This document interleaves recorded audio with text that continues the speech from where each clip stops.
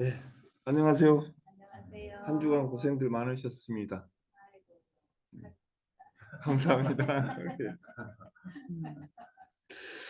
그러고 보니까는 지난주에 가장 치열한 전투를 하는 한 주였는데 제가 빠졌더라고요.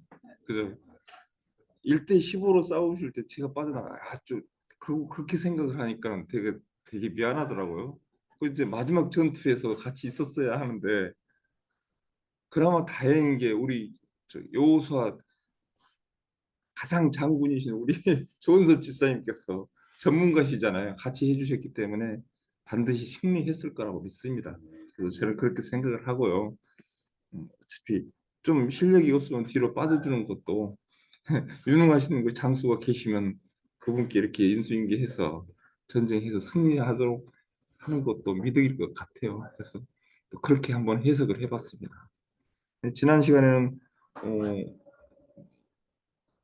전쟁 중에 가장 남부 전쟁이 끝나고 북부 전쟁 그 메론 물가까지 가셔가지고 싸우시느라고 구경은 하셨는지 모르겠네요. 메론 물가 그 가면 그 맨 위에 그 포스도 있고 그럴 텐데 아무튼 거기서 전쟁한 걸로 제가 기억을 하고 있습니다. 저는 저기 탐라국 가가지고 전쟁하느라고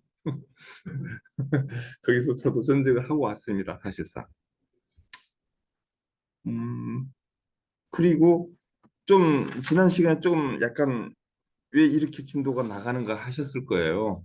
예, 이게 12강까지 이게 뒤쪽으로 가다 보면은 장수가 많아요. 한강에 장수들이 많아요. 그래가지고 이걸 이렇게 하지 않고는 사실상 너무 짧게 이렇게 끝난다는 게 쉽지는 않아요. 그래서 이제 제가 하는 스타일로 하다 보니까 12강이고 또 교회 측에서도 12강으로 하게끔 되어 있어요. 규정이. 그렇기 때문에 제가 하는 방법과 여호수아는 어떻게 이렇게 딱 맞아 들어간 거예요. 그래서 참 신기하다. 네, 그렇게 해서 평균적으로 따져서 보면은 24장이기 때문에 한 강에 두 장씩 하면은 맞아요. 거의 다 두 장씩 거의 돼요. 오늘도 14장과 15장을 함으로 이제 이게 이제 9강을 마무리가 되고 이제 책에 있는 9강과 책에 있는 10강이 또 세 개로 나눠지면서 이렇게 될 거예요. 중간에 한번 걸치게 될 거예요. 그러면은 3강 앞으로 3강을 끝나면 12강에 딱 맞아요. 그렇게 해서 공부를 할 거니까 그렇게 하시고 오늘은 제가 기도하고 시작하겠습니다. 뭐, 기도도 안 하고 막 엉뚱한 얘기 계속 했었네요. 기도도 안 하겠습니다. 하나님 아버지 감사합니다. 이제 여호수아서 공부를 하는데 14장과 15장을 공부하는데 벌써 9강까지 왔습니다. 이제 남은 시간은 3강이 남았는데 열심히 공부하여서 하나님의 전술 전략을 배우고 익혀서 반드시 세상에 나가서 승리한 삶을 우리들이 살아가게 하여 주시옵소서. 네. 시작합니다. 끝나는 시간까지 함께해 주실 줄 믿고 감사드리며 예수님 이름으로 기도하옵나이다. 아멘. 그럼 지난 시간에 은혜롭게 마치신 것을 제가 영상으로 저도 봤습니다. 줌 계정을 제가 집사님께 알려드렸더라면 줌을 보면서 저도 오면서 이렇게 줌을 틀어놓고 볼 수 있었을 텐데 그걸 못했던 거가 아쉬웠던 거고요. 또 오늘 또 다시 줌을 시작을 했기 때문에 공부를 하겠습니다. 오늘은 교재로는 174쪽부터 나갈 거고요. 그다음에 성경 말씀은 여호수아 14장부터 가는데 일단 본문 말씀부터 우리가 한번 보고 나가겠습니다.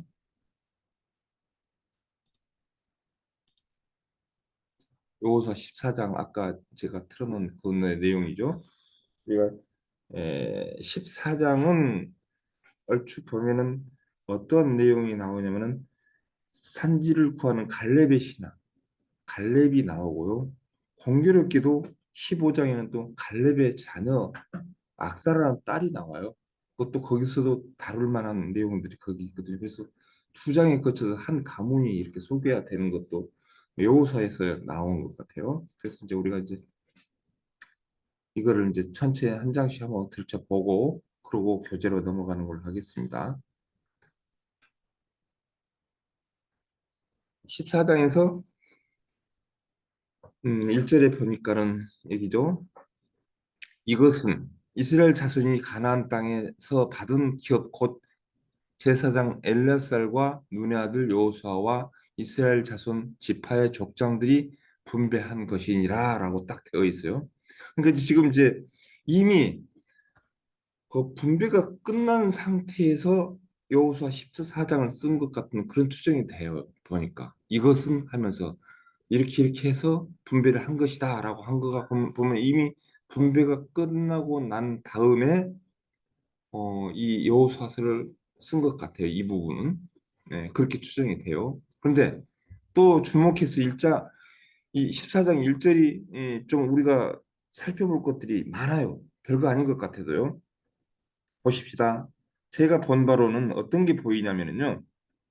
이것은 이것은 뭐냐면 이스라엘 자손이 가나안 땅을 받은 기업을 분배한 것 이 내용인데 전시에는 여호수아가 장군이었죠. 그리고 지도자였죠. 그렇기 때문에 여호수아가 모든 명령과 모든 그 어떤 조치들과 그런 것들을 여호수아 혼자서 단독으로 했었어요. 그렇죠. 그런데 자, 전쟁이 끝났어요. 끝나고 평정을 되찾고 그 다음에 기업 분배 때는 혼자가 아니에요. 보십시다. 누구누구 나온가 한번 볼까요? 제사장 엘라살이 나와요. 그때 당시 제사장이 이제 엘라살이 있었는지 아마 수석 제사장으로 봐도 되겠죠? 제사장 엘라살이 한 명이 나옵니다. 그 다음에 눈의 아들 여호수아 본인 그죠? 여호수아 나오죠. 그 다음에 이스라엘 자손의 지파의 족장들 그랬어요. 그러니까 한 사람이 아니죠. 족장들이 여러 족장들이 나왔어요. 그죠? 그 보이죠? 그렇다면은 족장들이 몇 명인지는 몰라요. 거기까지 모르고 단지 중요한 건 제사장 엘라살이 개입을 했죠. 여호수아 개입을 했죠. 그다음에 족장들 다수 몇 명, 한 사람 이상이 여기 참여를 했어요. 그래 가지고 분배를 한 거예요. 왜 그랬을까요? 네. 이렇게 우리가 생각을 해 가면서 공부를 해야 돼요. 자, 왜 그랬을까? 아, 요즘 세대로 해석을 하자면 부동산 업자로 이제 이렇게 또 법률가로서 해석을 한다면 말썽의 소지를 최소한으로 줄이고 어, 분열이 생기지 않기 위해서 모아서 했다라고 생각을 한번 해보자고요. 이제 이거는 우리끼리의 생각입니다. 안 그러면 또 이렇게 생각을 해야 돼요. 신앙적으로 전투에는 한 사람의 지도자가 필요하지만 전투에서는 여러 사람 지도자가 필요합니다. 이게 좀 문제가 생기죠. 그러나 나라를 다스리고 분배를 하고 치리를 할 때는 한 사람으로는 안 된다는 얘기죠. 하나님의 뜻이 여기에 있기 때문에 여호수아도 딱 생각을 해보니까 기도하고 하는 행동일 거예요. 자기가 마음대로 혼자서 그냥 야 너는 이 땅 가자 너는 이 땅 가자 했을 때는 분명히 여기서 저기서 말이 나올 거란 말이에요. 그렇기 때문에 이렇게 족장들을 모이고 합당하게 토론을 거쳐서 아마 이렇게 분배를 한다라고 하는데 사실상 그것도 아니에요. 왜냐하면 제비뽑기가 또 나오는데 그럼 이건 뭔가 좀 헷갈리죠. 그러나 하나님께서는 합당하게 예, 이렇게 토론도 하고 그러면서 했지만 거기에 맞춰서 제비 뽑는데 하나님께서 주정을 해주셨기 때문에 아무 말씀 없이 분배가 됐다라고 우리가 이렇게 해석을 해야 될 것 같아요. 그래서 여기서 보면은 제사장은 종교 지도자로 이렇게 보십시다 우리가. 그 다음에 여호수아는 저기 정치 지도자, 그죠? 그 다음에 지파의 족장들 이 사람들은 뭐라고 할까요 우리가? 지자체장 그럴까요? 하여튼 우리는 되게 현대적으로 이렇게 우리가 해석을 하죠. 자, 지자체장까지 모여서 하는 거예요. 모든 그 행정 요원들이 다 모였어요. 그래가지고 분배를 합니다. 2절로 넘어갑니다. 1절이 굉장히 서론이 길었죠. 예. 저는 이렇게 해석을 한번 해본 거예요. 어디서 본 것도 하나 있어요. 자, 2절. 여호와께서 모세에게 명령하신 대로 그들이 기업을 제비 뽑아 아홉 지파와 반 지파에게 주었으니 그건 이미 벌써 과거형으로 나와 있잖아요. 이미 분배는 끝났어요. 예, 끝났는데 책을 나중에 쓴 거로 이렇게 나와지죠. 그러니까 하나님이 이제 모세에게 명령하신 대로 이미 민수기에서 어떻게 어떻게 나누라는 걸 나와 있었던 거예요. 근데 그래도 입회 하에서 이제 이렇게 일이 진행이 됐던 거예요. 각 지파와 이제 나머지 9지파, 그러니까 요단 동편의 2지파 반을 뺀 나머지 지파가 요단 서편을 나눴다는 얘기가 되겠죠. 그랬어요. 그다음 3절로 넘어갑니다. 이는 2지파 반지파의 기업은 모세가 요단 저쪽에 주었으며 레위 자손에게는 그들의 가운데 기업을 주지 아니하였으니 그랬어요. 자, 여기서 3절에서도 보면은 한 가지 주목할 게 레위 자손에게는 지파라고 안 돼 있죠. 레위 자손에게는 에, 기업을 주지 않았어요. 그럼 무엇을 주었는가? 이 다음에 나와요. 두 번씩이나 이 얘기가 나오는데 한번 보십시다. 왜 그러냐면 즉 너희들은 기업이 없어. 좀 기다려봐. 나중에 뭔가 있을 거야. 이제 하는 내용들이 나오겠죠. 자, 그래서 이제 레이는 없어요. 그다음에 보십시다. 4절에 이는 요셉의 자손 므낫세와 에브라임 2지파가 되었습니다. 그러니까 요셉 지파가 상당히 창대해가지고 한 지파로서는 너무 거대하기 때문에 2지파로 나눴잖아요. 그래서 요셉 지파, 므낫세, 에브라임 지파 이렇게 나오는 거잖아요. 자, 보십시다. 그래서 이 땅에 레이 사람이가 아무 분깃도 주지 아니하고 또 한 번 더 강조를 하네요. 다만 거주할 성읍들과 그러니까 살 수 있는 집, 예, 성읍들이라고 한 거 보니까 한 성읍만 준 건 아니죠. 레이 사람들도 꽤나 돼요. 나중에 보면 48개의 성읍을 줬다고 그랬어요. 이스라엘 전체 땅, 이스라엘 전체 땅이라고 해봐야 우리나라 강원도 땅이라고 대충 그 정도 크기라고 그래요. 그럼 그 지역에 48개의 성읍을 지정을 해가지고 골고루 이렇게 줬단 말이에요. 그러니까 뿔뿔이 흩어져서 산단 말이에요. 그들의 역할이 나중에 어떻게 나온가 한번 보자고요. 그런데 중요한 거는 성읍들이라고 하면 그냥 각 사택을 준 게 아니고 그 아파트 단지를 하나씩 주는 것 같아요. 한 동네마다 이렇게 단지, 성읍들이 그러니까 우리 그냥 요즘 말로 하는 아파트 단지의 단지, 빌라 단지가 됐든지 간에 아무튼 그렇게 주고 가축과 조그마한 이제 집에서 기르는 가축들은 좀 있었네요. 가축과 재산을 위한 목초지만 그러니까 가축을 키우고 또 텃밭에서 뭐 이제 상추도 심고 부추도 심고 해 먹을 목초지만 조금 줬나 봐요 이게. 그러니까 이렇게 우리가 이해를 하십시다. 근데 현대판으로 얘기하니까 훨씬 알아듣기가 쉽지 않나요? 재밌기도 하고요. 예. 그냥 저 혼자 재밌어요. 자, 5절 이스라엘 자손의 여호와께서 모세에게 명령하신 것과 같이 행하여 그 땅을 나누었더라. 그러니까 하나님의 명령 이미 민수기에서 대충 어느 정도 아웃라인이 있었어요. 그러니까 그거를 이제 보고 그대로 나눈 거고.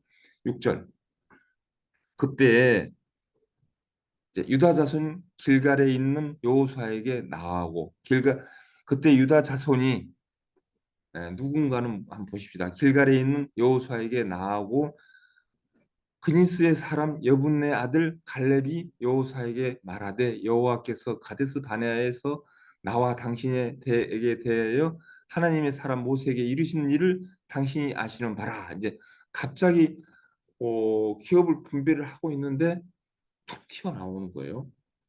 나오는 사람이 누구였는가 했더니 갈렙이에요.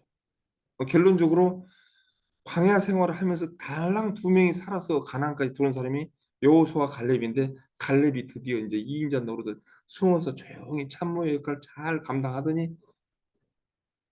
딱 때가 되니까 탁 튀어나온 거예요. 지금 갈렙이 딱 얘기가 나왔어요. 그래서 모세한테 한다는 얘기가 뭐라고 하나님의 사람 모세에게 이르신 일을 당신이 아시는 바라. 근데 또 말을 해도 거창했어요. 그냥 모세 선지자께서 뭐 이렇게 얘기하면 되는데 하나님의 사람이란 말을 딱 붙였네 보니까. 그러니까 하나님의 그 사람은 하나님의 사람이란 걸 강조를 했고 그 사람이 하는 말을 당신은 강조하기 위해서 이렇게 하나님의 사람이라고 우리 이제 강조를 한 것 같아. 그러고 나서 얘기를 해야지. 왜? 합당한 얘기. 나에게 어떤 유리한 조건을 따기 위해서 하나님의 사람이란 말을 붙인 것 같아. 갈렙이 보통 무리가 아니에요 보니까. 아주 지배한 사람이고요. 보십시다. 당신은 그러니까 모세가 한 말을 당신 기억하고 계시죠? 35년 전에 이 말 기억하시죠? 했는데 이 갈렙은 제가 추정컨대 제가 이렇게 추정을 해요. 저만의 추정인데 갈렙이 언젠가는 정탐꾼으로 갔을 때 12명 중에 2명은 여호수아와 갈렙인데 나머지 10명은 증인들이 죽어버렸어요. 근데 2명 남았는데 증인은 오로지 1명 여호수아예요. 근데 그때 당시에는 모세가 살아있기 때문에 모세 앞에 가서 당신 그 모세 가나안 땅으로 들어갈 줄 알고 같이 들어갈 줄 알았는데 모세가 죽어버렸잖아요. 그러니까 모세와 여호수아에게 항상 35년 언제 들어갈지 이 고생 가나안은 그, 그 어디죠 광야에서 38년씩이나 돌다 보니 그게 얘기해놓고 까먹을 수가 있으니까 중간중간에 갈렙이 모세 저 모세 장군 그때 그 땅 분명히 준다고 그랬어요. 기억하고 계세요? 계속 그랬을 것 같아. 그리고 여호수아 형님도 그때 들었잖아요. 그죠? 그러면서 안 잊어먹게 이 사람 아주 집요해요. 그리고 38년 동안에 어지간한 사람은 38년 지나면 그 기억 못하죠. 어지간한 거. 근데 이 사람은 그걸 계속 머릿속에 다 담고 그 2사람한테 계속 세뇌기를 하다시피 이렇게 했을 것 같아요. 최소한 1년에 한 번 정도는 얘기했을 것 같아요. 알았어. 아, 내가 그 기억, 이제 기억하거든. 네가 38, 38년이나 나한테 얘기했어. 다 기억하고 있어. 이제 가면 분명히 줄 거야. 아마 그럴 정도까지 아마 여호수아가 아마 몇 년이라도까지 했을 수도 있어요. 그러니까 이제 그때 딱 튀쳐나와서 이 얘기를 하는 거예요, 이제. 그때 기억하시죠? 하는 얘기예요. 뭐라고 막. 아, 이 6절 넘어가기 그렇게 힘드네요. 또 1절하고 6절이. 7절 봅시다.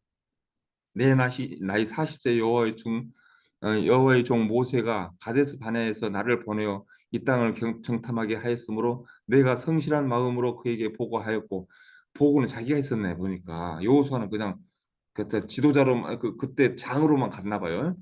보고는 서류 작성하고 보고서는 이제 갈렙이 올렸구만 모세한테 보니까 여호수아 도장 찍어서 올렸겠죠. 자 보십시다. 8절 나와 함께 올라갔던 내 형제들은 백성의 간당을 높게 하였으나 나는 내 하나님 여호와의 충성을 하였으므로 자기가 했던 그 업적을 얘기를 하는 거예요. 그날에 모세가 맹세하여 이르되 내가 내 하나님 여호와께 충성하였은즉 내 발로 밟은 땅을 영원히 너와 내 자손의 기업이 되리라 하였나이다. 이 말을 딱 강조를 하잖아요. 그랬잖아요. 근데 나 그때 그 땅 밟을 때 나 얼마나 좋은 줄 알아요? 나 그 땅 갔을 때 그땅 저쪽 뭐저 동네 어귀에 돌아가는데 모퉁이 보니까 그 로뎀 나무가 한 그루 있던데 그때는 조그맸잖아요. 근데 우리가 38년 지나고 나서 전쟁할 때 와서 봐서 많이 컸잖아요. 그거 기억하시죠? 여호사 형님? 그러면서 그 땅 말이에요. 그 땅. 그러면서 10절 이제 보소서 여호와께서 내 이 말씀을 모세에게 이르신 때로부터 이스라엘 광야에서 방황한 45년 동안 여호와께서 말씀하신 대로 나를 생존하게 하셨나이다. 거 보세요. 나 살아있으니까 내 거잖아요. 예. 오늘 내가 85세로 내가 85살까지 먹었는데 보십시오. 저를 보십시오. 하면서 11절에 모세가 나를 보내던 날과 같이 오늘도 내가 여전히 강건하니 야, 건강 유지 잘했네요. 이 사람. 그 땅 차지하려고. 이렇게 집요하다니까요. 내 힘이 그때나 지금이나 같아서 싸움이나 출입에 감당할 수 있으니 보십시오. 싸움도 잘했잖아요. 막 그러면서 응. 그날에 여호와께서 말씀하신 산지를 지금 내게 주소서. 딱 그러잖아요. 이제. 결론이 이거예요. 결론이. 대단하잖아요. 자, 당신도 그날에 들으셨거든요. 보세요. 들은다고. 그런데 내가 분명히 얘기를 몇 년 동안 했잖아요. 이제 와서 결론이 이겁니다. 예? 그곳에 있는 안악 사람이 있고 그 성읍들은 크고 견고할지라도 여호와께서 나와 함께 하시면 내가 여호와께서 말씀하신 대로 그들을 쫓아내리이다 하니 보세요. 이 절에서도 배울 게 많아요. 그 모든 것들을 다 기억하고 음, 했는데 단지 거기는 지금 아직 안악 자손들 장대 같은 그 안악 자손들이 남아 있지만 내가 칠 수 있다는 얘기예요. 자신감 있다는 얘기예요. 왜? 어떻게? 여호와께서 나와 함께 하시면 그렇잖아요. 여호와께서 나와 함께 하시면 그 믿음도 굳건하게 지킨 거 45년 동안 지킨 거예요. 그죠? 이런 것을 우리가 눈여겨봐야 된다고요. 여호와께서 말씀하신다. 그들을 내가 쫓아내겠습니다. 하나님 믿고 나 그들 쫓아낼 수 있으니까 그 땅 주세요. 다른 사람들 겁먹을 거 아닙니까? 그러니까 그냥 놔주세요. 이렇게 한 거예요. 야, 어때요, 갈래? 어마어마하죠. 이런 신앙의 사람 만나기 힘들어요. 보십시다. 13절. 여호수아가 여분네 아들 갈렙을 위하여 축복하고 헤브론을 그에게 주어 기업을 삼게 하며 헤브론 땅을 줬네요. 보니까 헤브론 땅 이거 이거 너무 길어 그냥 저기 합시다. 헤브론 땅을 받았어요. 그러니까 지금 여호수아도 군말을 못해요. 근거를 딱 팩트만 가지고 얘기를 하잖아요. 이런 사람은 어떻게 할 수가 없어. 그냥 조용히 줄 수밖에 없는 거예요. 줬어요. 그리고 축복까지 해줬잖아요. 그다음 14절. 헤브론이 그니스 사람 여분네 아들 갈렙의 기업이 되어 오늘까지 이르렀으니 이는 그가 이스라엘의 하나님 여호와를 온전히 쫓았습니다. 분명히 얘기하잖아요. 이 여호수아의 저자도 지금 아마 여호수아가 7년 전쟁을 끝나고 한 17년의 그 기간을 보내면서 서서히 천천히 회상하면서 쓴 것 같아요. 느낌이. 그러니까 여호수아겠죠? 근데 죽고 난 다음은 이제 다른 사람이 썼겠지만 다시 정리한 부분도 있고 없지 않아 있을 거니까 사실상 그런 것들은 그렇다 치고 그다음 15절 헤브론의 옛 이름은 기럇 아르바라. 아르바는 아낙 사람 가운데에서 가장 큰 사람이었더라. 그리고 그 땅에 전쟁이 그쳤더라. 그러니까 갈렙이 그 전쟁 그 땅에 헤브론 땅의 전쟁은 마무리를 한 거죠. 사실상 따지고 보면 아직 분명히 저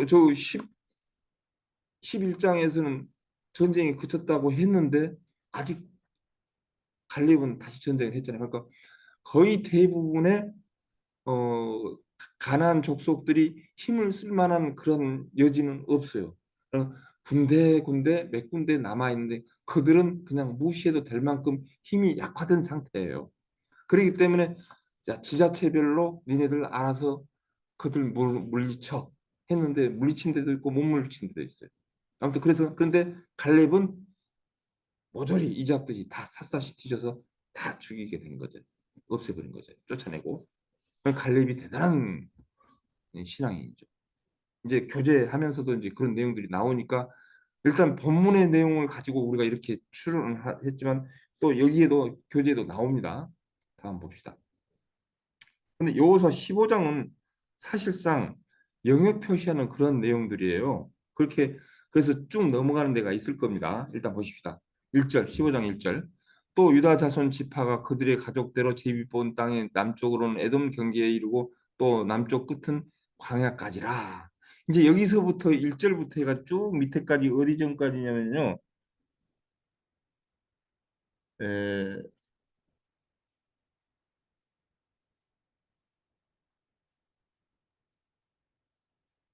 하여튼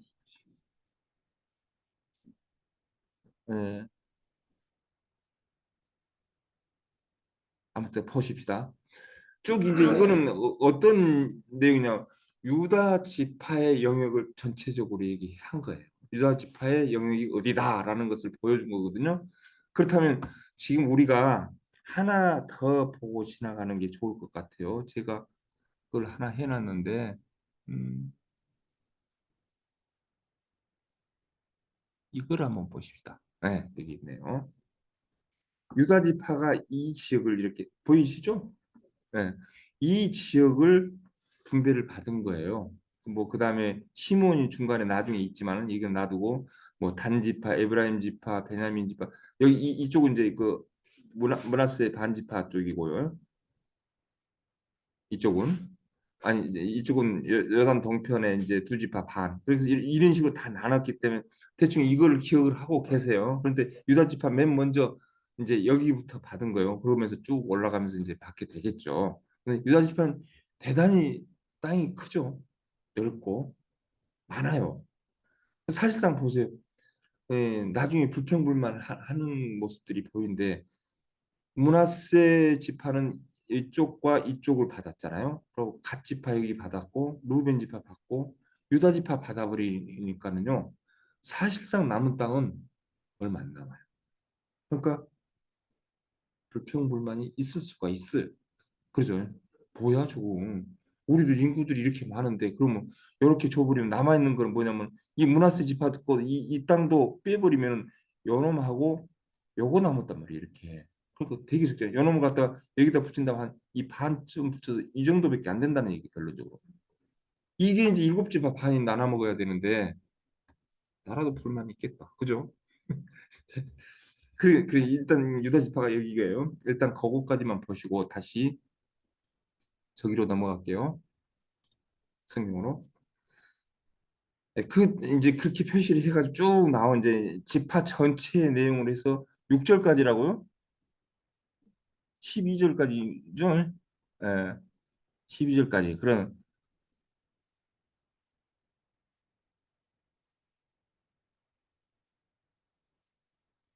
예. 그러니까 예, 그렇죠. 12절까지가 내용이 결국은 아까 그 그림에 봤던 그 땅을 설명했는데 우리가 도무지 알 수가 있나요? 그 옛날 지명이고 또 남의 나라 땅이고 그런데 그걸 우리가 다 지명을 알 수는 없는 거고 설명할 필요는 없는 거고요, 사실상. 그리고 또 지명도 바뀌었어요. 그러다 보니까 찾아도 못 찾아요.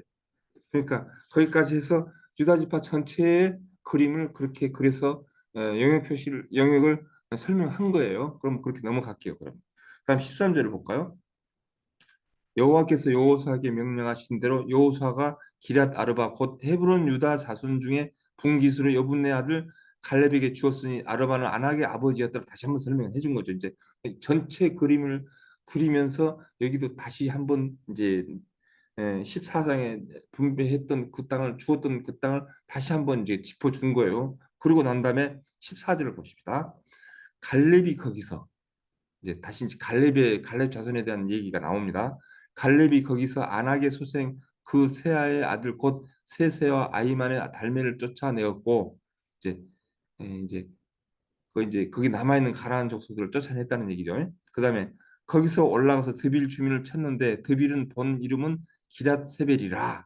드빌이라는 이름이 옛날에 이름은 기럇 세벨이었네요. 자, 이때 16절 갈렙이 말하기를 기럇 세벨을 쳐서 그것을 점령하는 자에게는 내가 내 딸 악사를 아내로 주리라 하였더니 그랬어요. 자, 그럼 갈렙의 딸 이름은 악사네요. 그죠? 네, 악사예요. 근데 어 어디를 갖다가 이제 어디 땅을 이제 점령하는데 저기를 걸었어요. 드빌 땅. 그죠? 드빌 여기 드빌 옛날 이름은 기럇세빌이라는 땅. 이 땅을 이제 치면서 아니 이거 그냥 치는 게 아니야. 이거는 우리 사이 될 사람 한 명 뽑아야 되겠어. 이 땅을 치면서. 그런 계획 속에 그 쳤겠죠. 아내를 주려고 했어요. 이 땅을 점령하는 장군에게는 내 딸을 내가 사위를 삼겠다 했겠죠. 그러니까 이제 어떻게 돼요? 땅도 차지하고 장가도 갈 수 있어요. 그럼 뭐 어떻게 해요? 남자들은 목숨 걸어요 이제. 마음에 들면 악사라는 그 아가씨가 되게 이뻤나 봐요. 목숨 걸죠. 그러셨죠, 집사님도? 예. 봐요. 남자들은 죽을 뜬살도 모르고 이제 목숨 걸고 싸워야 되니까 이제 보십시다. 17절 갈렙의 아우 그니스의 아들 운니엘이 그 그것을 점령하고 갈렙이 자기 딸 악사를 그에게 아내로 주었다. 자, 이제 사이가 나타났네요. 온니엘이란 이 인간이 이제 됐어요. 이제 그니스의 아들 갈렙의 조카 또 근데 그 친인척 간에 결혼을 한 것 같네요. 아우 알 만큼 알아 악사에 대해서 자주 가까이 봤나 봐요. 그래서 목숨 걸고 해서 이제 약속을 했으니까 이제 갈렙이 이제 저기 온니엘에게 이제 딸을 주었겠죠. 아, 푹 터졌네, 터졌어. 잠깐, 이런 얘기를 안 하는 건데. 자, 18절 봅시다. 악사가 출근할 때 그에게 청하여 자기 아버지에게 밭을 구하자 하고 나귀에서 내리며 갈렙에 그에게 묻되 내가 무엇을 원하느냐 하니 자, 이 18절도 한번 볼까요? 자세히 보세요, 이거. 저는 이 절을 보고 내가 그 예비의 그 딸이구나 했어요, 제가. 네. 왜 그런가 봐요. 시집을 이제 낙이 타고 가네요. 그죠? 가는데 낙이 타고 가다가 갑자기 그렇게 애식이잖아요. 애식 중에 딴 따라 하고 가고 들어가다가 낙에서 내려버렸어요. 그럼 아버지가 어떻게 될까요? 야, 너 왜 그래? 왜 그래? 왜 그래? 하객들 왔는데 왜 그러는 거야? 예, 그죠? 그러면서 너 미쳤어 왜 그래? 그러니까 아빠 나 할 말 있어. 그러니까 이제 그러면서 뭐라고 하냐면 그때 그러니까 이때 굉장히 그 갈렙이 놀랐을 것 같다. 갈렙이 그에게 묻대. 내가 무엇을 원하냐? 너 왜 그래? 내가 뭘 줘야 돼? 이제 하면서 쫄았어 지금 갈렙이. 그러니까 이게 보니까 악사가 출발할 때 그에게 청하여 아버지에게 밭을 구하자 하고 작전상 나귀에서 내려버린 거잖아요. 이게 아주 결정적인 찬스에서 그때 해야만이 효과가 크거든요. 이제 딱 내렸어요. 그래가지고 그 얘기를 해요. 이르되 19절에 보니까 내가 복을 주소서 내게 복을 주소 아버지께서 나를 내게 땅으로 보내시오니 샘물도 내게 주시옵소서 하고 하며 갈렙이 윗샘과 아랫샘을 그에게 주었다. 자 보세요. 땅 밭도 구하고 그다음에 밭 구하고 나니까 가만 생각하니까 아니야 우리 이 이스라엘 땅은 물도 구하고 귀한데 거기 샘이 있어야 돼. 샘도 하나 달라고 하자 하고 샘 하나 더 주세요 했더니 그래 하나 더 줬어요. 보너스로. 원 플러스 원인가요? 원 플러스 원. 그래가지고 계속 새로운 말이 계속 나오네. 이제 그전에 안 써먹었던 말인데 원 플러스 원 해가지고 샘을 하나 더 받았어요. 야 보세요. 지네 아빠 안 닮았나요 이거? 야 이래 집요하고 이제 딱 기회를 딱 봐가지고 이렇게 딱 찾아야 하잖아요. 그리고 난 다음에 20절 유다 자손 지파 그들의 가족대로 받는 기업이 이러한 그렇게 딱 일생과 아랫생에 죽었더라 하고 딱 끝나요. 악사에 대해서. 그러니까 온니엘 이 사람 진짜 장가 잘 갔어요. 그죠? 장가 덕분에 뭐 땅도 받았겠다. 응? 세물도 두 개나 받았겠다. 인물 출중하겠다. 출중하겠죠. 출중하다고 그럽시다. 예. 그렇게 받았어요. 그래가지고 딱 끝나요. 그래서 나는 그 악사도 보통 아가씨가 아니라고 생각을 해요. 제가. 이건 저만의 추측인데 여러분들 동의하시는 분 한번 손 한번 들어볼까요? 아, 그래서 안 하시네. 남자들 왜 아무도 안 하시고. 아무튼 좋습니다. 예. 그리고 나서 20절부터 보니까는 다시 이제 뭐라고 나오냐면 유다 자손의 지파가 그들의 가족대로 받은 기업이 이러하니라 하면서 이제 유다 지파의 전체적인 그림은 위쪽에서 했지만 20절부터는 아주 구체적으로 각 가족별로 나눠준 내용들이 쫙 나와요. 62절까지 이제 다 이제 분배가 이제 아주 구체적으로 너는 이 동네 무슨 동 통반에서 빌라 단지에 살아. 너는 어디 구성동 저쪽에 살아. 이걸 아주 구체적으로 내가 끼고 저쪽에 살아. 예를 들어서 너는 신갈동에 살아. 막 이런 식으로 했겠죠. 그래서 62절까지 그 분배가 다 끝나요. 그리고 63절을 보니까 예루살렘 주민 여부수 족속을 유다 자손에 쫓아내지 못하였으므로 여부수 족속은 오늘까지 유다 자손과 함께 예루살렘에 거주하니라. 이걸 기록을 했어요. 이건 63절에 보니까 아직 이 여부수 족속 그런 가나안 족속들이 아직은 다 이제 전멸된 게 아니고 일부 조금씩 남아 있다는 것을 이제 기록으로 남겨두고 14절이 14장이 끝나요. 그럼 15장으로 넘어갈게요. 아 16절.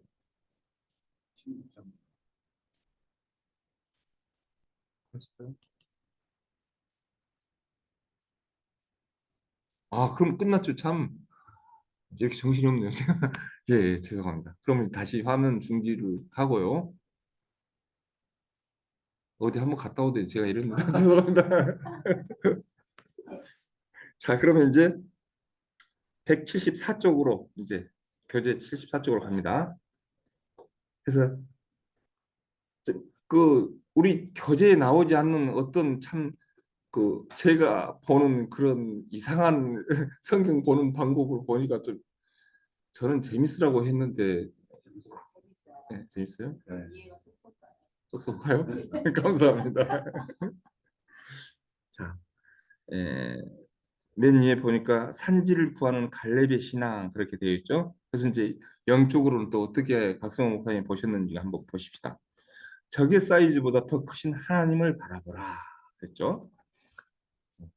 갈렙은 다른 정탐꾼이나 이스라엘 사람들이 모두 하나님을 배반하는 상황에서도 하나님의 편에 섰습니다. 눈에 보이는 상황이 자신에게도 불리하게 돌아가도 눈앞에 산 같은 장애물이 버티고 서 가로막아도 그는 하나님을 믿었습니다. 그렇죠? 하나님께서 순종하시며 사는 것만이 복된 삶이 될 것을 믿고 늙어도 하나님을 올곧은 마음으로 섬겼습니다.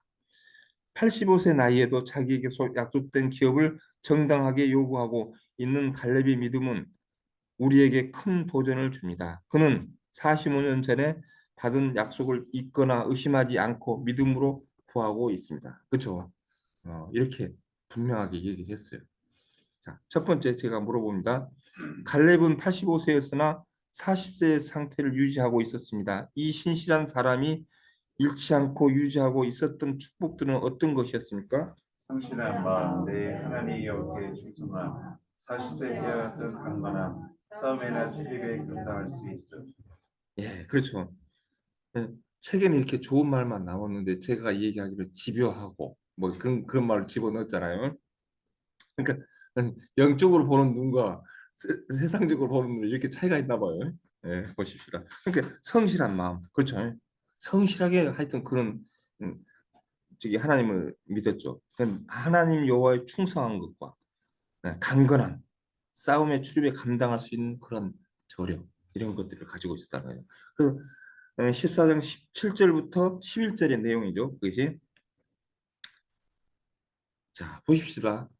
우리가 사람들이 나이가 들면은 점점 그 어떤 것들을 안전빵으로 나가려고 하고 의기소침하고 연약하고 희망을 접어버리고 막 그러잖아요. 비전을 내려놓고 비전을 가졌던 것도 에이, 이 나이 뭘 해? 하고 막 그런 것들 접어버리잖아요. 그런데 음, 또 미래에 대한 기대보다 자꾸 늙어가는 현실을 바라보게 되는 것은 사실이에요. 우리들이. 그러나 그러나 항상 그러나는 중요하죠. 갈렙은 정탐꾼으로 파송된 때 85세였어요. 85세 때 나 지금이나 같은 생각, 같은 꿈을 갖고 있다고 이렇게 표현해요. 그때나 지금이나 45년 전이나 지금이나 오히려 지금이 더 강건하고 저 나이가 먹었으므로 관록은 더 붙어 있겠죠. 그 부분은 더 낫다는 얘기죠. 그렇지? 그래서 흐르는 세월 때문에 믿음이 변색되지 않도록 긴장을 해야 된다. 그렇네요. 받은 바 은혜 자신에게 주신 재능, 좋은 성품이 흐트러지지 않고 보존될 수 있는 것은 하나님의 은총일 수밖에 없죠. 참 그런 거 관리하는 것도 정말 자기 관리가 여기서 굉장히 갈렙은 정말 자기 관리를 잘한 거잖아요. 나이가 들수록 삶의 분별력과 통찰력은 더욱 깊어질 수밖에 없죠. 네, 자신이 잘 경영하는 은혜에 더욱 깊어지게 해야 된다. 갈렙은 나이가 들었지만 희망도 목표도 상실하지 않았어요. 그의 건강도 그때나 지금이나 같다고 말하죠. 믿음의 시간은 흘수록 하나님을 더욱 친밀하게 다가가도록 만들어줄 수 있다. 그렇게 돼 있죠. 갈렙은 본래 겐족속이었대요. 그래가지고 나중에 유다 지파로 이렇게 접목이 됐어요. 그러니까 유다 지파 딱 아까 그 내용 그랬잖아요. 유다 지파 딱 그 기업 분배를 딱 하려고 하기 전에 딱 선수 쳐서 먼저 딱 얘기를 해버리잖아요. 아까.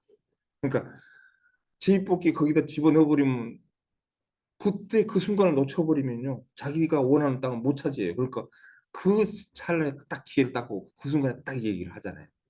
얼마나 그래서 내가 집요하고 그래서 좀 그렇다고 얘기한 건데 그럴 필요가 있는 거죠. 네, 보십시다. 상당히 그 유다지파에서 많이 퍼져가서 자손들이 번성을 했었나 봐요. 그러고 난 다음부터 그 지역을 자리 잡고 난 다음부터 그래서 갈렙은 광야에서 죽지 않았으나 거의 40년간 방황하는 동안 불신하고 민족 때문에 괴로움을 당해야 했다 그랬어요. 주변의 여건들이 상당히 악조건들이었겠죠.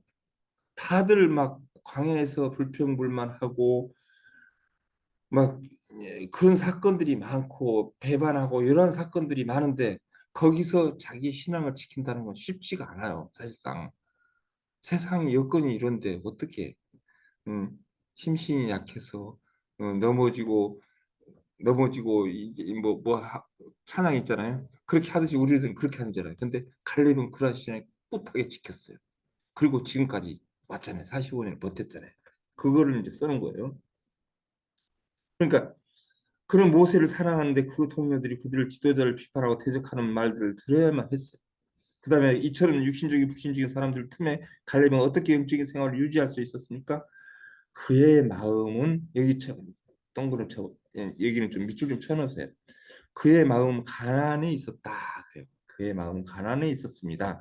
하나님께서는 그에게 놀라운 유업을 주셨으며, 에, 비록 그의 몸은 광야에 있었지만 그의 마음은 언제나 약속의 땅 가나안에 있었습니다. 믿음을 지킬 수 있는 비결은 바로 비전을 봤다는 거죠. 그러니까 지금 현재 나타나고 있는 현상들은 그냥 뛰어넘을 수가 있었다는 거예요. 가나안 땅의 그 헤브론 그 땅은 내 거야.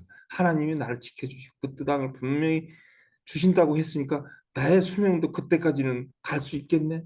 그렇잖아요. 결론적으로. 그래야 내가 받는 거지. 죽어서 받으면 뭐 한 거예요? 그건 받는 게 아니잖아요. 그러니까 아 그때까지 내가 분명히 살아 있구나. 그러면 내가 건강 관리해야지.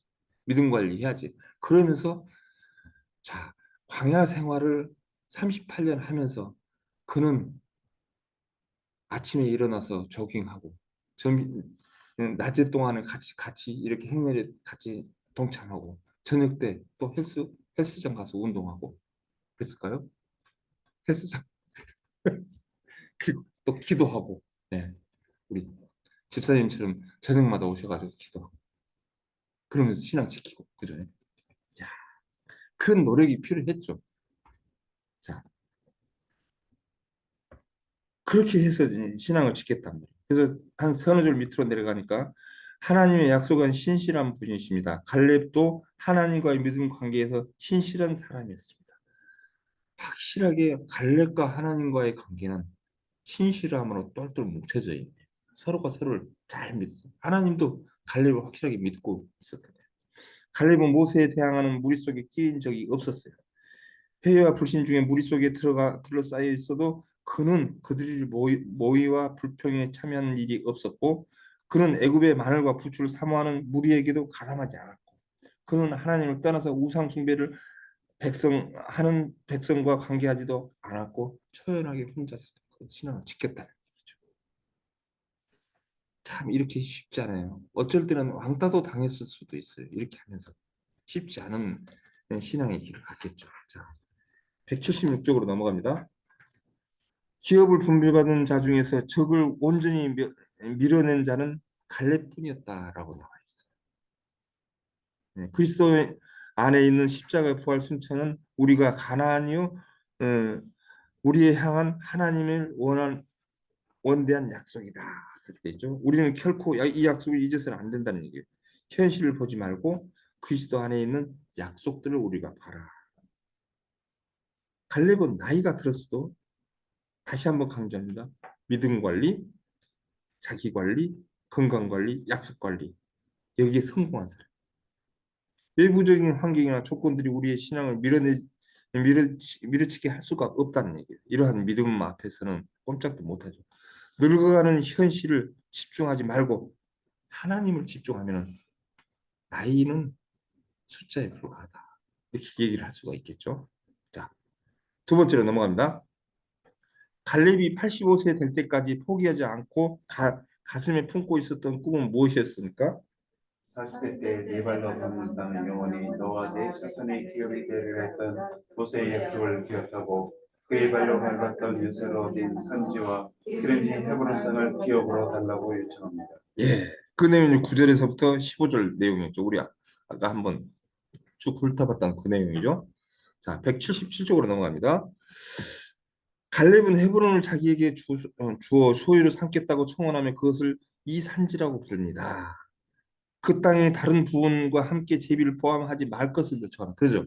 그러니까 미리 딱 분배가 시작되자마자 바로 초입에서 딱 잠깐 하고 얘기를 한 거잖아요. 이게 거기 포함시키지 그 땅은 내 땅이에요. 딱 한 거죠. 이미 제가 찜해놓은 땅인 거 여호수아 당신은 아시잖아요. 그랬잖아요. 두 줄 밑으로 나가서 제비라는 이 일과 같이 이미 결정된 그런 일들을 아니라 우리가 달리 결정할 수 없는 그럴 때 하나님께 상소하는 것이다. 이렇게 되어 있죠. 제비가 그 밑에 모든 정탐꾼들에게 발로 밟은 땅은 영원히 그와 그 자손들이 된다는 하나님의 약속이 있었어요. 근데 다른 정탐꾼들은 그 약속을 믿지 않았기 때문에 하나님의 약속의 성취에 이어지지 않았잖아요. 결국 광야에서 다 죽게 됐잖아요. 아무리 발로 밟았다 해도 믿음으로 밟지 않았다면은 그 땅은 이미 없는 평범한 땅일 뿐이에요. 근데 하지만 갈렙은 믿음으로 그 땅을 밟았기 때문에 그 약속이 유효했고 하나님이 약속하신 것은 30년이나 40년이 지나가도 언제든지 유효하다는 얘기예요. 비록 500년 이후라도. 갈렙은 이 약속을 유효한 것을 한 것이기에 지금이라도 그 땅을 차지해야 한다고 주장하고 있어요. 그래서 갈렙은 지난 광야 40년을 그냥 살아온 것이 아니에요. 그리고 결론 하나님 약속을 성취를 보기 위한 소망을 가지고 살아왔던 거예요. 얼마나 그 사람은 그 생각을 할 때마다 가슴이 뛰었을 거예요. 진짜 가나안 땅 들어가기만 해봐라 했는데 들어갔는데 또 7년씩이나 기나긴 전쟁을 치르고 또 가끔가다 그 지역을 점령할 때 살짝 밤에 잠잘 때 혼자 가서 그래 이 땅이 언제 내 땅이 되냐 그러면서 한번 또 밟아보고 그랬을 것 같아요. 잠도 안 오고 그날은 완전 꼴딱 샜을 것 같아. 그런 날은. 그래서 40년 동안 뭐 모든 것을 절제하면서 살아올 수 있었습니다. 자기가 밟은 그러니까 그 땅을 바라보면 내가 죄지으면 안 돼. 그 옆에서 아무리 깐죽거리고 아무리 나를 왕따 시켜도 그래 참을 수 있어. 좀만 더 참자. 반드시 그날이 올 거야. 그때 한번 당신 한번 나를 봐라.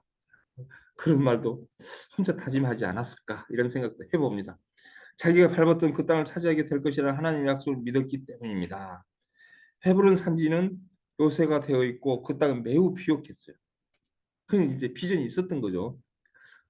거인이 안악 자손이 지역을 점령하고 있었어요. 그들에게 철병거가 있었고 그래서 누구도 감히 그곳에 들어가겠다고 말하지는 못했습니다. 그런데 갈렙은 그 땅을 요구했다 이거죠. 그 땅이 그만큼 비옥하니까 힘센 사람들이 거기를 차지하고 살았겠죠. 음, 그런 땅을 차지하기 위해서는 어떤 각오가 있고 어떤 그 대가를 지불을 해야 그 땅이 자기 땅이 되는 거잖아요. 그러니까 이제 그 전쟁을 칠 수 있는 그런 각오를 가지고 왜 나는 힘이 없지만 하나님 힘을 빌려서 분명히 점령하고 그 땅은 내 땅이 될 거다 하는 그래서 내가 집요하다는 거예요. 자, 이 산지를 내게 주소서. 당신도 그날에 들으셨거니와 그것은 안악 사람들이 있고 성읍들은 크고 견고할지라도 여호와께서 혹시 나와 함께 하시면 내가 마침내 그 여호와의 말씀하신 대로 그들을 쫓아내리이다. 이런 사람이 중간중간 한 명씩 있어야 돼요. 그래야 여호수아도 살맛이 나잖아요. 아마 그 거센 전쟁 속에서 여호수아도 외롭고 힘드니까 갈렙 잠깐 우리 집에 와라. 전쟁 끝나고 나면 딱 와가지고 차 한잔 하자. 포도주 있잖아. 난 하면서 우리 좀 그동안 고생 많이 했는데 우리 좀 내가 말동무 좀 해주라 하면서 얘기하면서 그 얘기하면서 꼭 그 끝에는 형님 아시죠? 그 헤브론 땅 그러면서 다 갈게요. 그랬을 것 같아요. 저는 그렇게 했을 것 같아요. 그런 거 보이면. 다음 페이지로 넘어갈게요. 178쪽. 자, 이런 안악 자손들이 거하는 땅은 참 다른 사람들이 싸우기 꺼려하죠. 왜? 메뚜기 같은 사람들이 어떻게 그 거인들을 상대해요? 쉽지 않잖아요. 또 중간중간에 요새들이 있어 그들이 또 숨어버리면 찾지도 못할 것이고 그런 땅이었단 말이에요. 어떻게 그들이 많은 거인들을 상대해내서 이겨낼 수 있습니까? 하고 갈렙은 두려워하지 않았다는 거죠. 그에게는 하나님의 신뢰하는 믿음이 있었기 때문에 그렇게 할 수 있다는 거죠. 안악 자손 헤브론 난공불락의 요새가 크지만 그에게는 약속하신 하나님의 더욱 크신 능력의 하나님이심을 믿었기 때문입니다라고 했죠.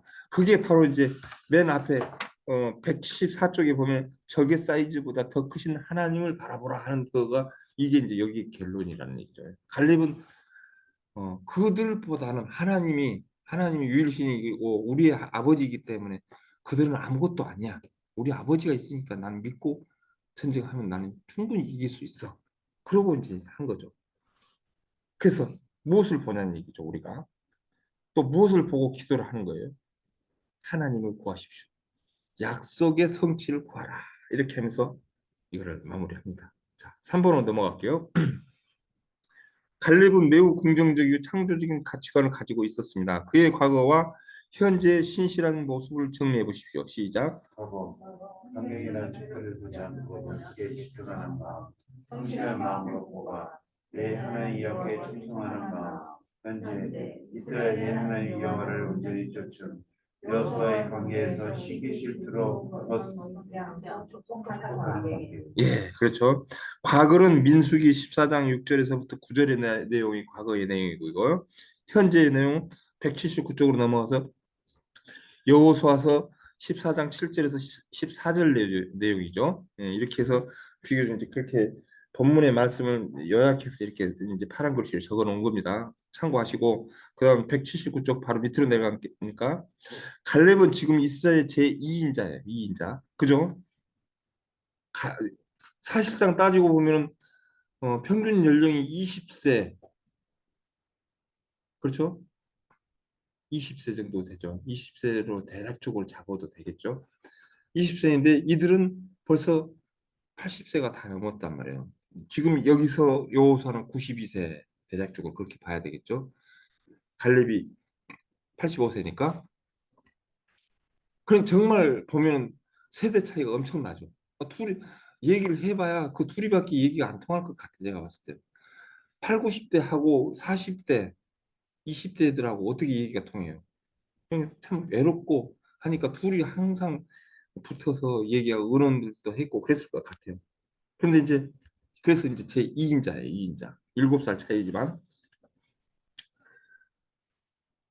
예, 이인자여 가나안 정탐하던 시절부터 지금까지 여호수아를 가장 가까운 거리에서 도운 지도자였습니다. 그래서 지도자죠. 지금으로 말하면 총리쯤 됐겠죠. 그 시절에 함께 일했던 이 비슷한 동년배들은 다 떠나버렸습니다. 두 사람은 같이 수고했죠. 모세의 후계자로 여호수아가 지목되고 자신은 그동안 아무런 특별한 예우를 받지 못했습니다. 그는 여호수아에게 자존심을 각을 세워서 시샘, 질투, 원망 등을 방황을 품을 수도 있었을 것입니다. 그렇죠. 야, 난 뭐야 도대체 이 고생하고 그림자에 여호수아 그림자에 그냥 아무것도 이름도 없고 뭐 한다 이런 생각을 할 수 있다는 얘기죠. 그럼 그 밑에 보십시다. 더 나아가서 갈렙은 동료였던 여호수아의 권위 아래 이제는 복종해야 됩니다. 그렇죠. 지도자니까 자기는 여호수아는 대통령이고 자기는 이제 총리니까 그는 하나님께서 선택받지 못한 섭섭한 마음 동료 여호수아에게 밀릴 열등의식 주변 사람들 앞에서 자존심 등을 가질 수 있었습니다. 그러나 갈렙은 이러한 비교의식으로 자신의 삶을 망가뜨리지 않았습니다. 지금까지 살아온 그의 삶은 주민을 바라보았기 때문입니다. 주만 바라보았기 때문입니다. 오히려 여호수아와 함께 서로 축복하고 격려하는 아름다운 관계를 이룹니다. 참 이러기는 쉽지 않을 것 같아요. 몇십 년을 고생을 했는데 항상 그늘 밑에 여호수아 그늘 밑에 있으면서 이렇게 제 2인자로만 사람 옛날에 정치판에서도 돌아가셨지만 제 2인자로만 계속 살다가 가신 분이 계시죠. 그렇듯이 한 네 줄 밑으로 내려가서 갈렙은 85년 거친 세월을 지난 이후라도 하나님을 신앙하고 섬기는 일에 변질함이 없이 깨끗했습니다. 그는 조금도 지치지 않았습니다. 그는 보수할 필요가 없는 깔끔한 집을 요구하거나 위해서 그의 동지인 여호수아를 찾아갔던 것이 아니고 그는 아직 그인들을 차지하고 있는 산지를 요구했다는 얘기죠. 그는 나머지 열 정탐꾼을 두렵게 했던 바로 그 지역을 원했던 거예요. 정말 무서워했던 그 지역 바로 그 지역 핵심 지역 그 지역을 원했던 거잖아요. 자, 넘어갑니다. 180쪽. 열정탐꾼과 백성들의 특징은 하나님보다도 적들에게 집중하고 약속보다도 자신들의 두려움에 성실했다는 거죠. 이런 거에 성실할 필요가 없는데 집중할 필요도 없고 하나님한테 집중하고 성실했어야 되는 거죠. 그러니까 갈렙과는 정반대죠. 그 열정탐꾼은. 그래서 지금 현재는 없잖아요. 그 사람들. 자, 이 보고는 온 이스라엘 백성들을 공포와 절망으로 몰아넣었습니다. 열정탐꾼의 보고. 그러니까 두 개의 보고를 받은 거죠. 모세는 한 개의 보고는 여호수아 갈렙에게 받았던 보고는 하나님의 방법에 긍정적인 그 보고. 열정탐꾼의 보고는 거기에 정반대 보고를 두 개를 받았다는 얘기죠. 그러나 이제 10명들은 결국은 이 세상을 떠나고 지금 다 가나안 땅을 못 밟고 그런 상태죠.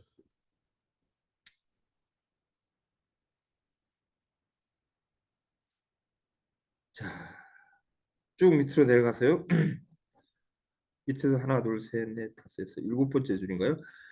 이스라엘 열 지파의 두령들의 가장 큰 공포와 절망을 안겨준 헤브론의 아낙 자손이 갈렙에게는 가나안 정복 의지를 결정적으로 불태우게 했습니다. 남들이 원하지 않는 땅, 그 땅은 경쟁자도 없어요. 근데 단지 이제 적군은 있지만 하나님이 백이 있으니까 어떻게 보면 아우 계산도 빨라요. 경쟁자 없는 거 가장 편하잖아요. 근데 하나님을 믿기 때문에 그 적군들도 아무것도 아니라고 생각을 하니까 답은 간단한 거예요. 야, 이런 계산 지금 보니까 그렇게 계산이 되네요. 그전에 못 봤어요, 제가 이거.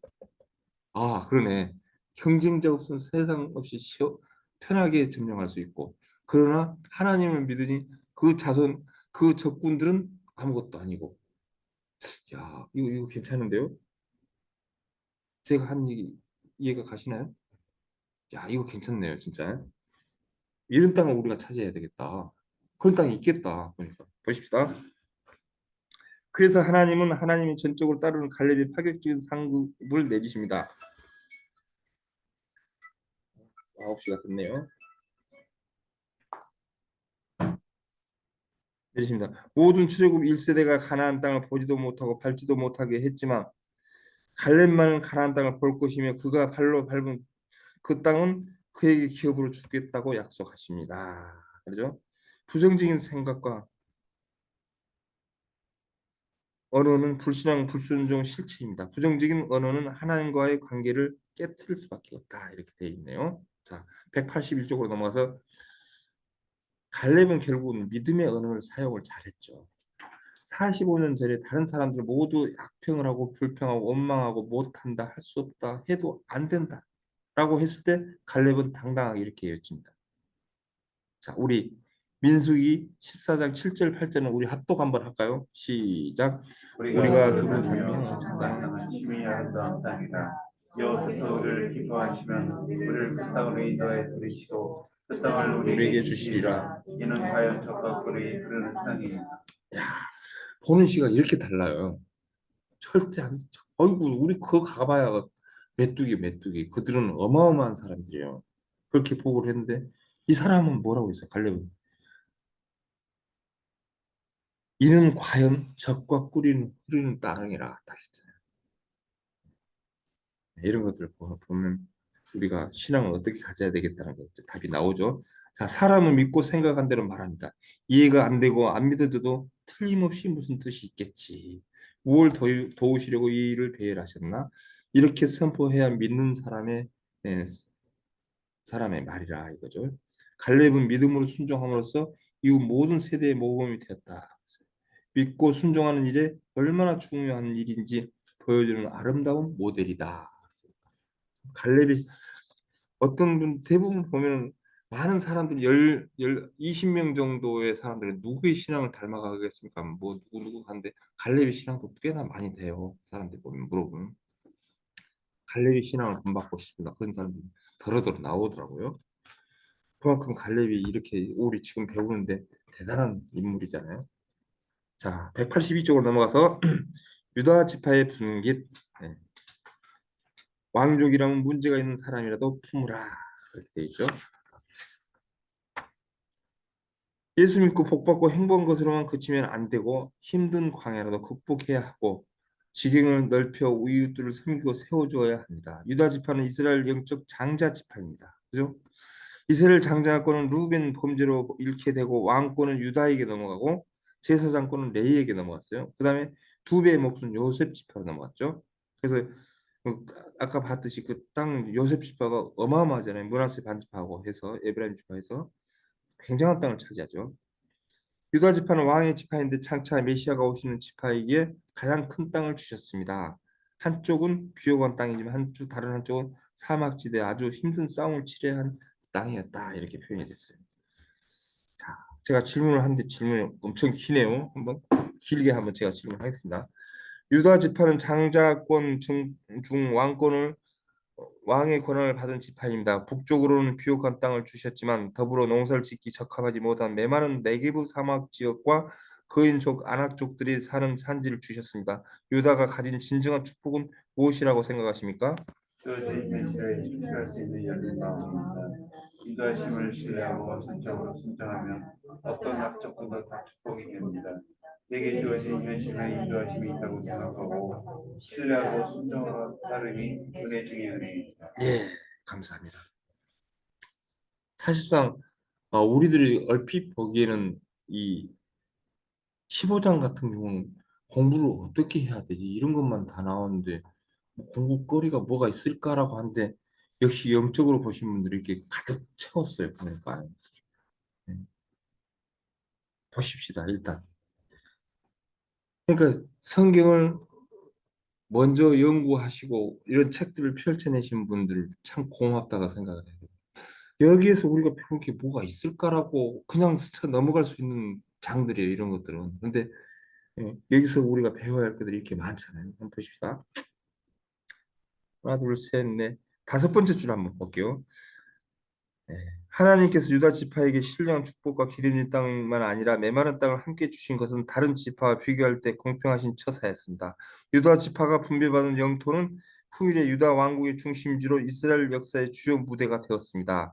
영토의 악조건 때문에 더욱 하나님을 의지함으로 그 박토가 영적 중심지로 바뀌게 됩니다. 이것이 바로 은혜의 원리입니다. 그렇죠? 그 박토가 영적으로 중심지가 되었다는 얘기잖아요. 자, 사방에 보이는 것이 없이 사막이고 죽음의 바다, 불로 있는 이런 환경에 들어가면 사람은 하나님만 바라보게 돼요. 그렇죠. 조건들이 악조건이 되었을 때, 이 불경기에 힘들었을 때, 우리가 똑같이 하나님을 바라보잖아요. 즉, 여기 있는 모든 분들도 마찬가지고, 저 역시도 마찬가지. 힘들 때 하나님 바라볼 수밖에 없잖아요. 그게 축복이라는 거예요, 그게. 보십시다. 어떻게 축복이 되는가 보시다. 나에게 주신 불편한 환경도 사랑해야 합니다. 신광야, 사해바다, 요단강 등 내 눈에는 꽉 막혀 있는 답답한 환경이지만 이것들이 나를 지키고 키워줍니다. 그거는 무슨 뜻인 거예요? 정말 어렵게 만들므로 나의 신앙을 지킬 수 있는 힘을 하나님께서 예방주사 주시듯이 주신다는 얘기예요. 그러므로 그렇게 해서 통과돼야 되면 한 단계 우리들의 신앙이 성장이 되면서 다음 단계를 갈 수 있는 그런 발판의 역할을 감당하게 되겠죠. 보십시다. 183쪽. 눈을 뜨면 루벤 지파처럼 사방이 목축이고 병영한 아수르가 있는 부족할 것이 없는 땅의 축복이 아니라 이렇게 되어 있죠. 여동통편의 목축지가 좋아서 달라고 한 루벤 지파는 강대국들에 둘러싸여 있다가 계속 세상의 유혹과 침략을 당하더니 결국은 가장 먼저 없어졌대요. 그렇죠. 저 땅 괜찮다고 누구든지 눈독 들이잖아요. 그것도 힘이 있는 자가 차지하러 가겠죠. 그러니까 맨날 그 전쟁만 있는 거예요. 그래서 결국은 그냥 뺏기고 말아버렸다는 얘기죠. 자, 모든 것을 막아놓으시고 미래가 보이지 않는 절망의 땅으로 나를 이끄셔서 하나님만 바라보도록 인도하심이 오히려 큰 은혜입니다. 불편한 여건 때문에 하나님의 음성을 사모하게 되고 기도할 수 있는 낮아짐을 주시고 믿음의 지체들이 얼마나 소중한가를 알게 되고 교회의 중심으로 살아갈 수 있도록 도우시는 은혜가 내게는 축복입니다. 지금 이 순간 우리가 기도하며 엎드리고 눈물 뿌릴 때가 이게 은혜이고 축복이라는 얘기예요. 저도 이런 경험들이 있기 때문에 와, 이 순간 매번 할 때마다 여기 올 때마다 그냥 가슴이 먹먹해요. 맞더라고요. 광야 또 한 번 온다면 못할 것 같은데 해왔잖아요. 또 주시겠다는데 뭐 우리가 피할 길 있어요? 받아야 되잖아요. 근데 또 헤쳐나갔어요. 그래서 그게 안 해요. 싫어요. 나 피해서 갈 거. 피할 길도 안 주시잖아요. 광야를 딱 일단 앞에 내놓으면 우리가 어딜 피해갈 길이 없어요. 결국은 통과하잖아요. 그러고 나면은 또 다른 어떤 길을 열어주시고 정말 은혜이고 축복이란 거 이제는 깨닫겠어요. 어느 정도. 보십시다. 하나님은 사람이 다 같이 더불어 잘 사는 세계를 원하지만 그 목적 달성하기 위한 방도는 반드시 평등한 것은 아닙니다. 무슨 말을 하기 위해 이런 얘기가 나올까 보십시다. 아무래도 일할 만한 사람을 택하여 일을 맡기십니다. 하나님은 12지파 중에서 가장 영명스러운 유다 지파를 크게 들어 사용하셨습니다. 그들에게 다윗과 같은 훌륭한 군주가 나타나게 하셨고 결국은 그리스도가 그 가문에 태어나게 하셨습니다. 다 이유가 있죠. 하나님께서 이미 벌써 유다 지파를 지목을 해서 그 땅을 넓게 준 이유가 바로 여기 있네요. 그 땅에서 그 지파에서 예수 그리스도가 나오잖아요. 계속 봅시다. 하나님이 있는 자에게 더 주시기도 하고 없는 자에게는 있는 것까지 빼앗기기도 하십니다. 유다 지파는 이러한 부르심이 잘 응답하여 크게 쓰임받는 지파였습니다. 좋은 조건, 환경만으로 감사하지 말고 불편한 환경, 어려운 역경 때문에 나를 강한 왕족으로부터 키우시는 하나님의 계획하심에 대하여 열린 마음을 가져야 합니다. 그렇죠. 언젠가는 끝나는데 그 끝나는 시점이 모르니까 우리는 그냥 바라보고 어쩔 때는 저도 그랬었어요. 하도 힘들면 아무 생각 없이 기도도 안 나요. 그때 가만히 서 있어요. 그냥 이렇게 가만히 있어요. 차라리 멍청한 게 낫더라고요. 그냥 가만히 서 있어요. 지나가요. 거기서 움직여봐야 더 수령만 더 깊잖아요. 그러니까 그대로 가만히 있으면 그때 기도가 나오나요? 안 나오더라고요. 저는 그냥 가만히 있었어요. 하나님 해봐야 하나님 하나님 그러고 끝났어요. 그러고 그냥 서 있었어요. 근데 그게 지나갔어요. 근데 아직은 내가 얘기할 단계는 아직은 아니지만 그러고 난 다음에 환경이 바뀌어 가면서 이렇게 바뀌어 가고 있는 과정 중에 있어요. 정말 쉽지 않죠. 제가 몸무게 84kg였는데요. 한순간에 재보니까는 15kg가 빠졌어요. 짧은 기간 동안. 근데 센 사람이 바람이 불면은요, 그 여파가 있어요. 그쯤 되면 그냥 가만히 있어요. 아무 말도 딱 하늘 쳐다보고 하나님. 아무 눈물도 안 나요 그때는. 그런 때가 있는데 지나가요. 지나가고 있더라고요. 자 보십시다.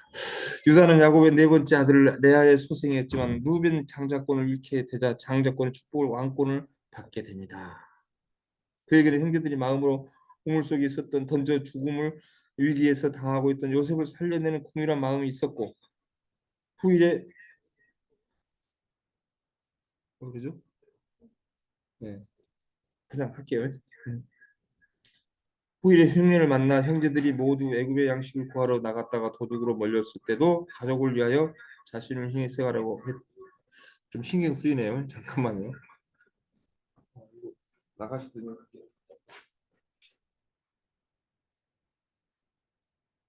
모르겠네.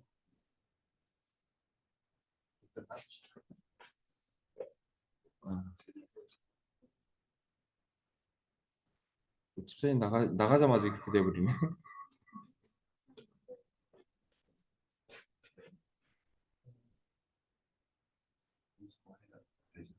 음소거 했는데요. 이쪽에서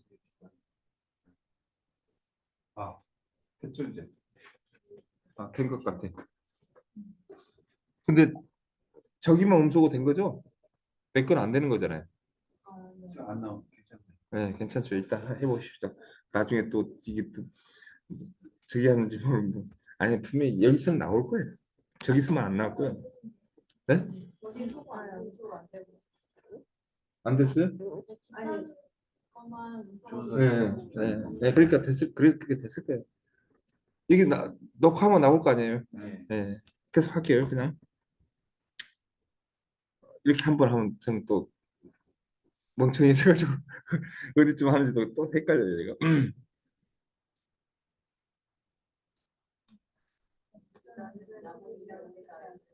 예. 자, 그 밑에 보시죠. 주어지지 않은 여건을 부러워하다가 마음을 잃으면 안 됩니다. 오히려 어려울지라도 주어지는 환경과 현실 삶을 최선을 다해야 할 때 맞나요? 예. 최선을 다할 때 하나님을 섬길 기회가 계속 열리게 됩니다. 특별한 환경에 축복이 있는 것이 아니다 이거죠. 내게 주어진 현실을 안에서 주의 뜻이 있다고 생각하고 주어진 여건을 최선을 다하여 섬기는 일이 축복이다. 이렇게 되죠.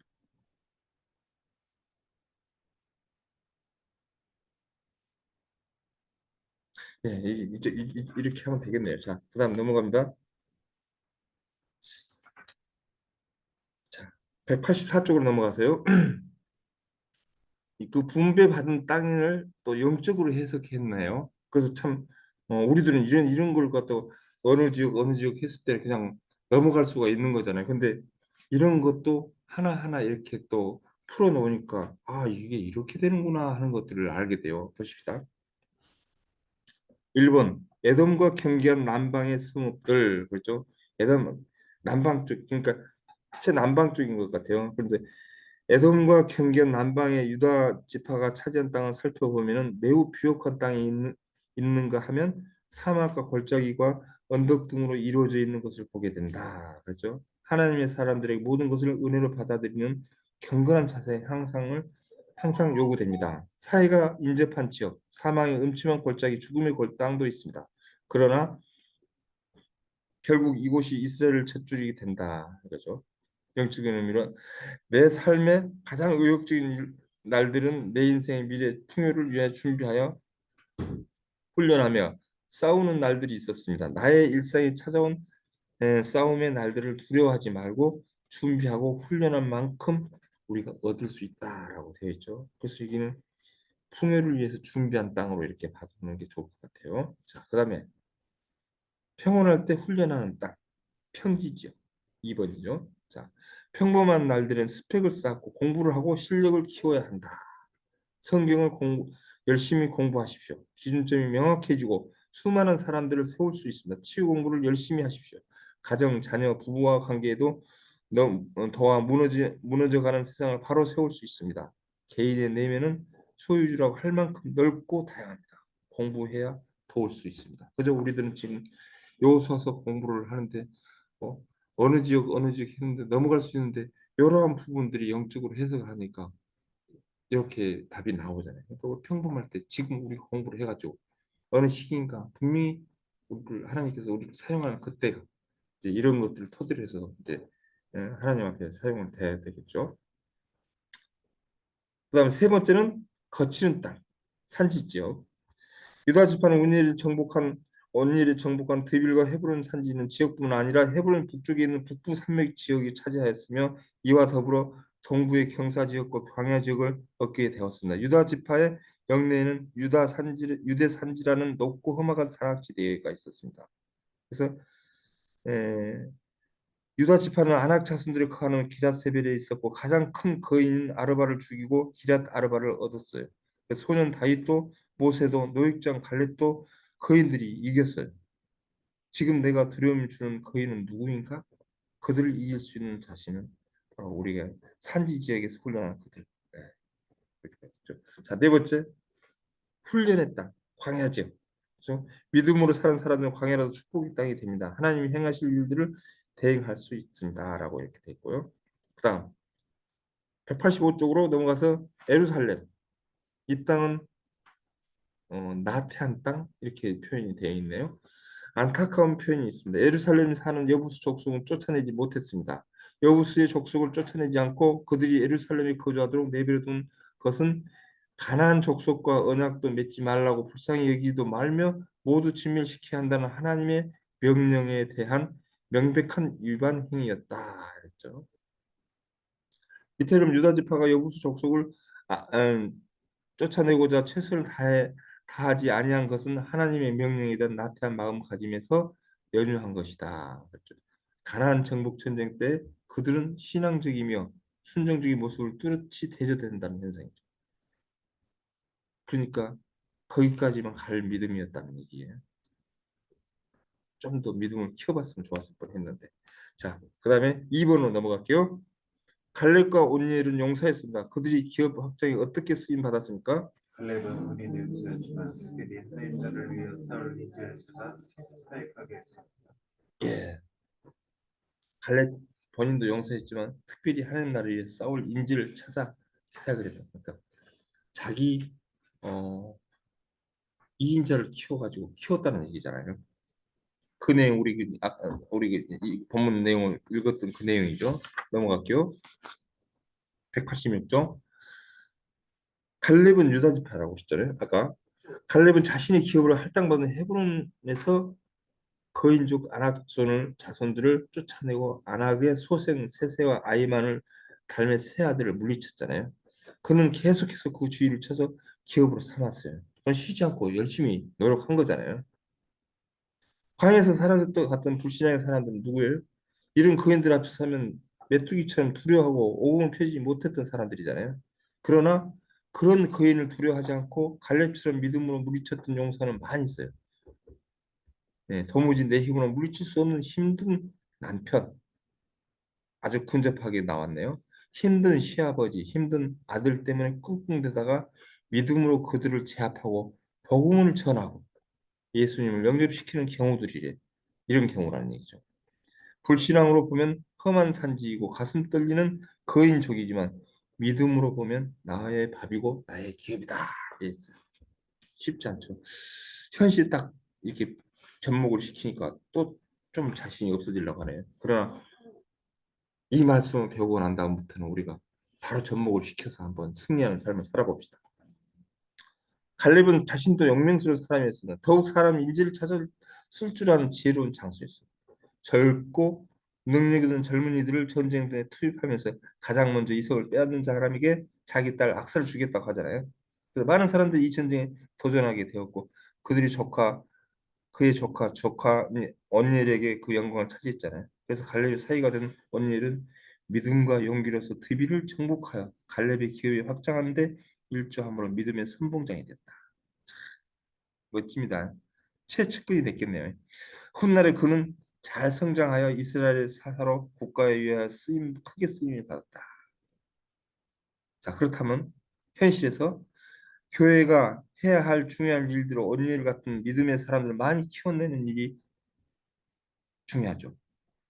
말씀으로 믿음의 사람들을 훈련하고 많이 키워야 교회가 늙지 않고 대를 지어 하나님의 큰 일을 해낼 수 있다. 이렇게 표현하는데요. 그러나 이런 축복에도 유다 지파가 주신 기업을 완전히 정복한 것은 아니었어요. 예루살렘, 블레셋 다섯 성읍들 여전히 그것을 원주민들이 차지하고 있었잖아요. 결국 이 지역 다윗 시대에 가서야 완전히 정복이 됐대요. 그래서 여부수 거민 다윗 시대에 이르기까지 계속해서 이스라엘을 찌르는 가시와 올무가 되어서 이스라엘을 괴롭혔던 거예요. 네, 순종이라는 게 그렇게 쉽지만은 않네요. 자, 3번으로 넘어갈게요.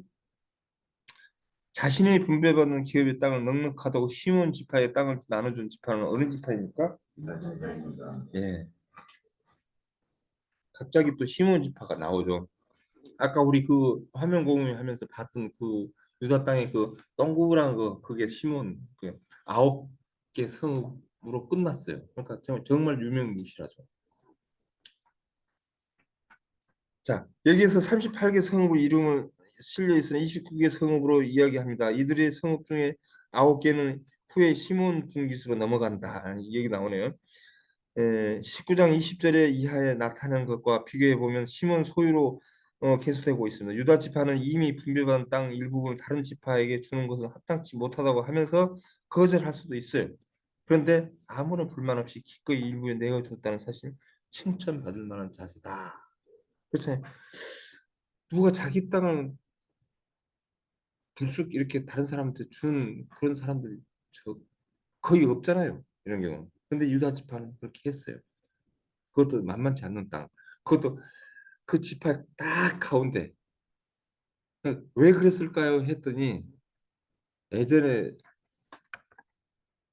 어떤 분이 그러더라고. 저는 이제 왜 그랬을까? 달걀 노른자 만들려고 그랬어요. 제가 그랬어요.